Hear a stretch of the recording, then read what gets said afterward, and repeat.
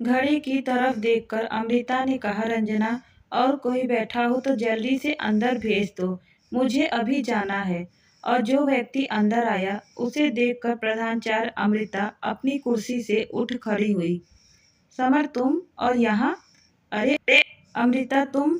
मैं तो सपने भी नहीं सोचा था कि यहाँ इस तरह से तुमसे मुलाकात होगी।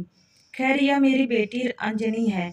9 महीने पहले इसकी माँ की मृत्यु हो गई। तब से बहुत परेशान था कि इसे कैसे पालूंगा। सोचा किसी आवास स्कूल में दाखिला करा दूं। किसी ने इस स्कूल की बहुत तारीफ की थी। सोचा चलो। बेटे, आपका नाम क्या है? अंजनी बच्ची को देखकर अमृता का हृदय पिघल गया। वह सोचने लगी कि इतना कुछ खोने के बाद संयम कैसे अपने आप को संभालता होगा। अमृता, मैं अपनी बेटी का एडमिशन कराने की बहुत उम्मीद लेकर यहाँ आया हूँ। इतना कहकर समर ने जाने की संयम से घिर गया। कमाल करते हो समर, अमृता बोली। अपनी ही बेटी को स्कूल में दाखिला नहीं दूंगी। यह फॉर्म भर दो, कल ऑफिस में फीस जमा कर देना और 8 दिन बाद जब स्कूल खुलेगा तो इसे लेकर आना। तब तक हॉस्टल में सभी बच्चे आ जाएंगे। 8 दिन बाद? नहीं अमृता, मैं दोबारा नहीं आ पाऊंगा। तुम इसे अभी यहाँ रख लो और जो भी ड्रेस वगैरह खरीदनी हो आज ही चलकर खरीद लेते हैं। चलकर मतलब? यही कि तुम साथ चलो। मैं नई जगह में कहाँ भटकूंगा। सामान ने मेरा जाना कठिन है। फिर उसने बच्चे की ओर देखा जो उसे देखी ही जा रही थी। वह हंस पड़ी और बोली, अच्छा चलेंगे। क्यों अंजनी दूर खड़ी? रंजना आश्चर्य से अपनी मैडम को देखे जा रही थी और इतने सालों में उसने ऐसा कभी नहीं देखा कि प्रधानाचार्य स्कूल का जरूरी काम छोड़कर किसी के साथ जाने को तैयार हुई। हम उसके लिए तो सचमुच यह आश्चर्य की बात थी। मैडम, खाना? रंजना ने डरते डरते पूछा। तो हाँ हाँ, कुछ याद करती हुई अमृता बोली, देखो रंजना, कोई फोन आए तो कह देना मैं बाहर गई हूँ। और हाँ, खाना भी लौट कर ही खाएंगे। थोड़ा ज़्यादा ही बना लेना। मेज पर पड़े फाइलों को रख देने का रंजना को इशारा कर अमृता उठ गई और समर व अंजनी को साथ लेकर गेट से बाहर निकल गई। यद्यपि अंजनी उनके साथ चल रही थी पर कुछ भी बात क्लियर चंचलता उसके चेहरे पर नहीं थी। अमृता ने ध्यान दिया कि समर का चेहरा ही नहीं, बदन भी कुछ भर गया है। पूरे 7 साल के बाद वह समर को देख रही थी। अतीत में उसके द्वारा की गई बेवफाई के बाद वह अमृता का दिल समर के लिए मानो प्रेम से लबलेरिया भरा हुआ था। अमृता को विश्वविद्यालय के वह दिन याद आए जब सुनसान जगह ढूंढकर किसी पेड़ के नीचे वे दोनों बैठ रहे थे। अतीत के ख्यालों में खोई अमृता समर को प्यार से देखे जा रही थी। अमृता ने समर को भी अपनी ओर देखते पाए तो वह झपट गई। तुम आज भी वैसे ही हो अमृता, जैसे कॉलेज के दिनों में थी। समर ने बेझिझक कहा। उम्र तो मानो तुम्हें छू भी नहीं सकी है। तभी जीप रुकी गई और दोनों नीचे उतरकर एक रेडीमेड कपड़ों की दुकान की ओर चल दिए। अमृता ने अंजनी को स्कूल की ड्रेस दिलवाई। वह जो उत्साह से अंजनी के लिए कपड़ों की नपवा कर रही थी, उसे देखकर कोई भी यह अनुमान लगा सकता था कि मानो वह उसी की बेटी हो। दूसरी जरूरत की चीजें, खाने पीने की चीज अमृता ने स्वयं अंजनी के लिए खरीदी। यह देखकर समर आश्चर्य हो गया कि अंजनी यहाँ सुखपूर्वक उचित देख रेख में रहेगी। अमृता बाजार से वापस लौटी तो उसका तन मन उत्साह से भरा था। उसके इस नए अंदाज को रंजना ने पहली बार देखा तो दंग रह गई कि जो मैडम जी मुस्कुराती भी है तो लगता है कि उनके अंदर एक खामोशी सी है। वह आज कितना चहक रही हैं, लेकिन उनका व्यक्तिगत ऐसा है कि कोई भी कुछ पूछने की हिम्मत नहीं कर सकता। कौन है यह व्यक्ति और उसकी छोटी बच्ची? क्यों मैडम इतनी खुश हैं? रंजना समझ नहीं पा रही थी। अमृता ने चाहा था कि कम से कम 2 दिन तो समर उसके पास रुके, लेकिन वह रुका नहीं। रोती हुई अंजलि को गोद में लेकर अमृता ने ही संभाला था। मैडम जी इस बच्ची को हॉस्टल में छोड़ दें। क्या? अरे पागल हो गई है क्या जो खाली पड़े हॉस्टल में बच्ची को छोड़ने की बात कर रही है? बच्चों को हॉस्टल में आने तक अंजनी मेरे पास ही रहेगी। दूसरे दिन सुबह रंजना उठी तो देखा मैडम हाथ में दूध का गिलास लिए अंजनी के पास जा रही थी। प्यार से अंजनी को दूध पिलाने के बाद उसके बाल संवारने लगी। तभी रंजना पास आकर बोली, लाओ मैडम बिटिया की चोटी मैं गूंथ दे रही हूँ, आप चाय पी लीजिए। नहीं तुम रंजना नाश्ता बनाओ, मैं चोटी बनाऊंगी। चोटी बनाते समय अमृता ने अंजनी से पूछा कि क्यों बेटा तुम्हारी मम्मी को क्या बीमारी थी? मालूम नहीं आंटी, अंजनी बोली। मम्मी 4-5 महीने अस्पताल में रही थी, फिर घर ही नहीं लौटी। एक हफ्ता ऐसे ही बीत गया। अंजनी भी अमृता मैडम से घुल मिल गई थी। लड़कियां हॉस्टल में आनी शुरू हो गई थी। अमृता की सहेली भी सहपरिवार लौट आई थी।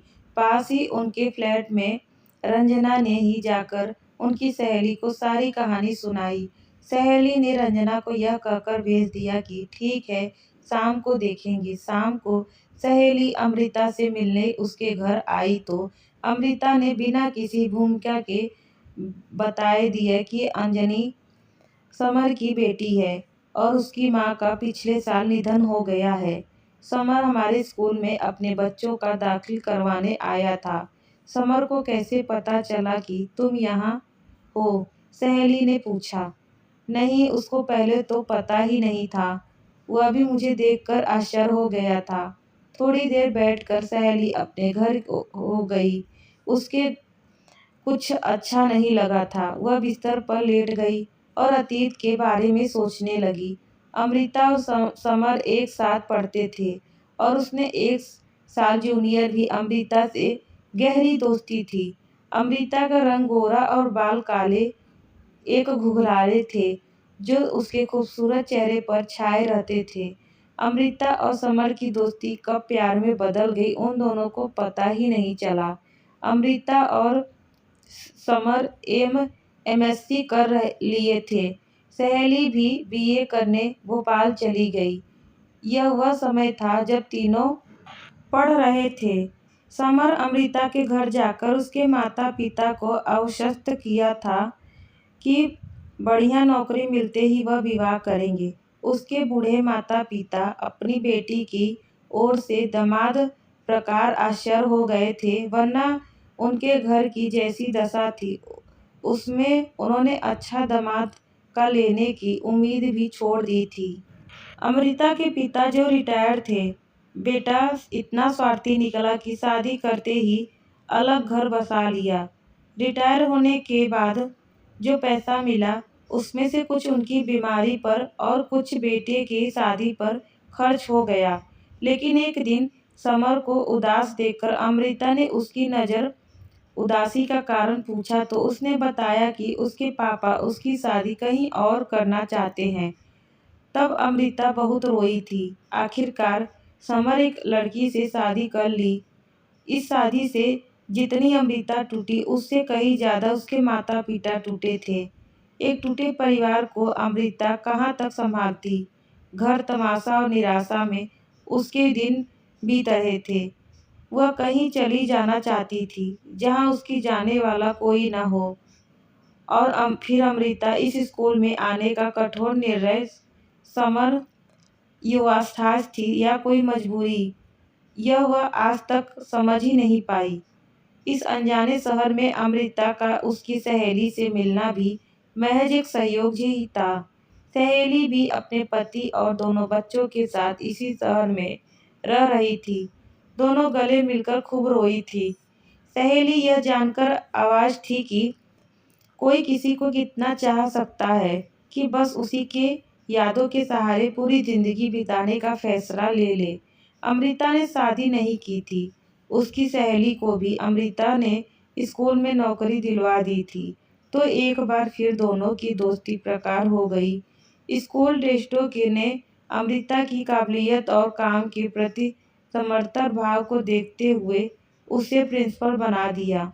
उसने भी प्रिंसिपल बनते ही स्कूल की सारी जिम्मेदारियां अपने ऊपर ले ली और उसकी देख रेख में स्कूल अनुशासन सिटी हो गई, प्रगति करने लगा।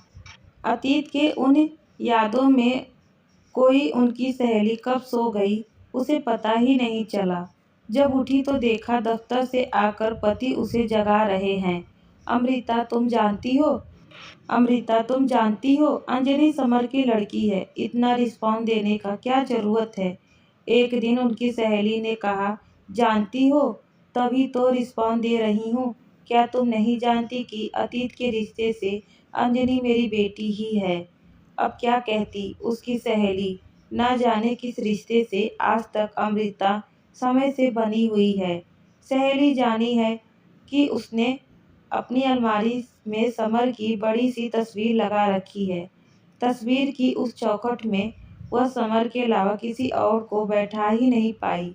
शायद पहले प्यार को उसने अपना जीवन ही बना लिया। पापा की मौत हो चुकी थी और माँ की भाई अपने साथ ले गया था।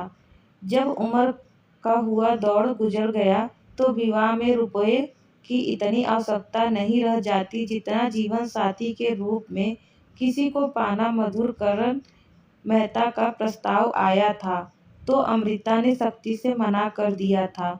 स्कूल के वर्षिकोत्सव में एमपीवी त्रिपाठी आए थे। उनकी उम्र ज़्यादा नहीं थी। उन्होंने भी अमृता के साथ विवाह का प्रस्ताव भेजा था। इस प्रस्ताव के लिए उनकी सहेली और उसके पति ने अमृता को बहुत समझाया था। तब से उसने इतना ही कहा था, सहेली प्यार सिर्फ एक बार ही किया जाता है। मुझे प्यार ही रिश्तों में कोई विश्वास नहीं है। प्यार और विश्वास से न अमृता के भीतर फिर अंगड़ाई ली थी। समर अंजनी से मिलने आया तो उसने आग्रह करके उसे 3-4 दिन रोक लिया। पहले दिन समर, अमृता और सहेली के तीनों मिलकर घूमने गए। बाहर ही खाना खाया। सहेली कुछ ज्यादा समर से बोल नहीं पाई। क्या पता समर ही सही हो। वह अमृता को कमल भाव कुचलता नहीं जाना चाहती थी। अगर अमृता की जिंदगी संवर जाए तो उसे खुशी हुई होगी। अगले दिन बारिश हुई थी, अतः ठंड बढ़ गई थी, इसीलिए कहीं बाहर घूमने का प्लान नहीं बना। अमृता 2 कप कॉफी ले आई। समर, क्या तुमने कभी मुझे मिस नहीं किया। अमृता, मैंने तुम्हें बहुत मिस किया। पत्नी के साथ रहते हुए भी मैं सदा तुम्हारे साथ ही था। समर की बातें सुनकर, खामोशी को देखकर अमृता को नहीं लगता कि जिंदगी कहीं न कहीं फिर वह क्यों जिंदगी के लिए इतनी लालती रहती है। वह भी उम्र के इस पड़ाव पर जब इंसान ही व्यवस्थित हो चुका था, वह क्यों इतनी अवस्थित सी है और उसके मन में क्यों यह इच्छा होती है कि यह जो पुरुष साथ बैठा है फिर पुराने दिन वापस लौटा दे। अमृता ने महसूस किया कि वह अंदर से कांप रही है और उसने शॉल को सर से ओढ़ लिया। फिर भी ठंड लग रही थी। समर उसके कंधे पर हाथ रखे उसे अपनी ओर खींचकर बोला, कांप रही हो तुम तो। और फिर समर उसे पास खींच लिया था। अमृता को लगा कि बस यह क्षण यहीं ठहर जाए। आखिर इसी लम्हे को समर को पाने की चाहत में तो उसने इतने साल अकेले ही बिताए। बरसों के बाद कब टूट गया पता ही नहीं चला।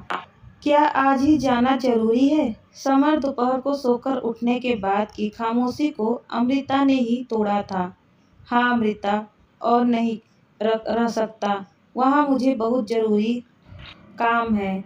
अटैची में कपड़े भरते हुए समर कहा। अमृता ने अंजनी को बुला लिया था। जाने का क्षण निकट था। अंजनी रो रही थी। अमृता की आंखें भी भीगी हुई थी।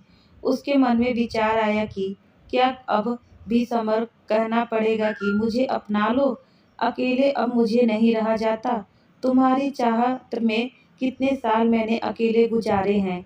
क्या तुम इस सच को नहीं जानते हो। सब कुछ अनकहा ही रह गया। समर लगातार खामोश था। उसको गए 6 महीने बीत गए। फोन पर वह अंजनी का हालचाल पूछ लेता। अमृता यह सुनने को तरस गई कि अमृता, अब बहुत हुआ, तुम्हें मेरे साथ चलना ही होगा।